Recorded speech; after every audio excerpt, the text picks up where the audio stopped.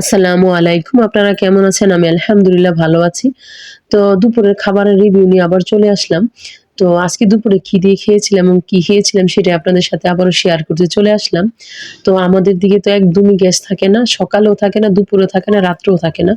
সকালের খাবারটাও বাইরে থেকে খেয়েছিলাম। তো আবার দুপুরের খাবারটাও যে বাইরে থেকেই খাইতে হইতেছে।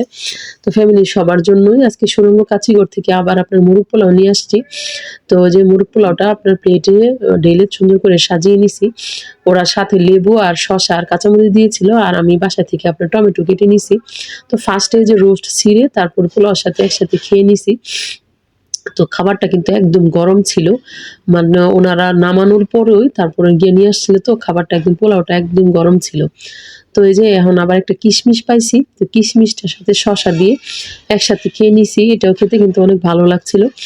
তো আমাদের মতো আপনাদের দিকেও গ্যাস কিরকম থাকে অবশ্যই কমেন্ট বক্সে লিখে জানাবেন।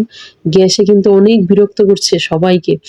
তো খাবার তো খেতেই হবে। গ্যাস না থাকলেও তো বাইরের খাবার কতদিন খাবো জানি না।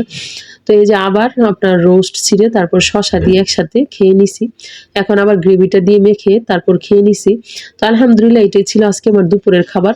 আমার ভিডিও যদি ভালো লাগে অবশ্যই আমাকে একটু সাপোর্ট করবেন। কারণ আপনারা সাপোর্ট না করলে আমি এগিয়ে যেতে পারব না। ভিডিও কিন্তু অনেকদিন ধরে